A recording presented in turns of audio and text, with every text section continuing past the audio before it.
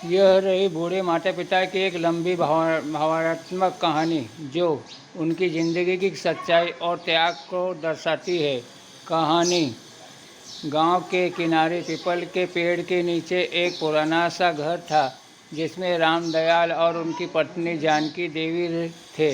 रामदयाल कभी स्कूल में शिक्षक थे और उनकी देवी गृहिणी दोनों ने अपने तीनों बेटों को पढ़ा लिखा कर बड़ा किया, उनके सपनों को उड़ान दी, खुद भूखे रहकर भी बच्चों की फीस भरी और हर त्याग किया ताकि उनके बच्चे एक बेहतर जीवन जी सके। समय बीतता, बेटे पढ़ लिख कर बड़े शहर में नौकरी करने लगे। शुरू में चिट्ठियां आती थी, फिर फ़ोन आने लगे, लेकिन जैसे जैसे शहर की रफ्तार तेज होती गई, गांव और माता पिता का नाम धीरे धीरे उनकी ज़िंदगी में मिटता चला गया। रामदयाल और उनकी जानकी हर साल दिवाली पर मिठाइयाँ बनाते, दरवाजे पर दीप जलाते और इंतज़ार करते कि शायद इस बार बच्चे आएंगे, लेकिन उनके दिए जलते रहे और उम्मीद बुझती रही। पास पड़ोस के लोग पूछते, बाबूजी कोई आया नहीं इस बार भी? वो मुस्कुरा कर कहते, इस बार तो नहीं आए, अगली बार ज़रूर आएंगे। बच्चे तो अपने ही हैं। एक दिन जानकी देवी की तबीयत बिगड़ गई। पास में न कोई अस्पताल, न कोई देखभाल करने वाला। रामदयाल उन्हें किसी तरह साइकिल पर बिठाकर कस्बे के अस्पताल ले गया। इलाज में बहुत पैसे लग रहे थे और जो थोड़ी बहुत पेंशन मिलती थी वहीं जमा कर के खर्च कर दी। उन्होंने बेटों को फ़ोन किया, लेकिन सब व्यस्त थे। महीने के अंत में देखता हूँ पिताजी, बॉस छुट्टी नहीं देगा, माँ को कहिए आराम करे।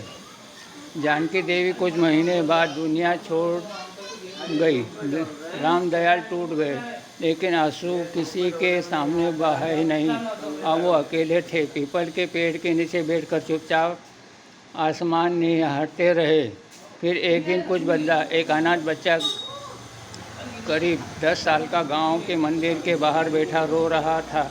भूखा, थका और डरा हुआ। रामदयाल ने उसे घर ले जाकर खाना खिलाया, नहलाया और एक पुरानी कमीज पहनाई। बच्चे ने धीरे धीरे बाबा कहना शुरू किया। बच्चे का नाम था सूरज। वो पढ़ने में तेज था और रामदयाल ने उसे पढ़ाना शुरू किया। वही पाठशाला वाला अनुभव फिर जीने लगा। सूरज रामदयाल की लाठी बन गया। हर सुबह उनके साथ चाय बनाता, साथ बैठकर रामायण सुनता और शाम को खेतों में काम करता। गांव वालों को यह रिश्ता अटपटा लगा, पर फिर सब कहने लगे, जिन बच्चों को इन्होंने जन्म दिया वे छोड़ गए और जिसे सड़क से उठाया वो बेटा बन गया। कई साल बाद रामदयाल की तबीयत बिगड़ी। सूरज अब बड़ा हो चुका था, शहर जाकर अच्छी नौकरी कर रहा था, लेकिन हर हफ्ते अपने बाबा से मिलने आता। उस दिन भी वह आया और बाबा का हाथ थामे बैठा रहा। रामदयाल की आंखों में आंसू थे, पर होठों पर मुस्कान। मुझे कोई गम नहीं बेटा, तू है ना? और रामदयाल ने अपनी आखिरी सांस अपने गोद लिए बेटे की गोद में ली। इस कहानी की सीख: संबंध खून से नहीं भावनाओं से बनते हैं। जो साथ निभाए वही अपना होता है।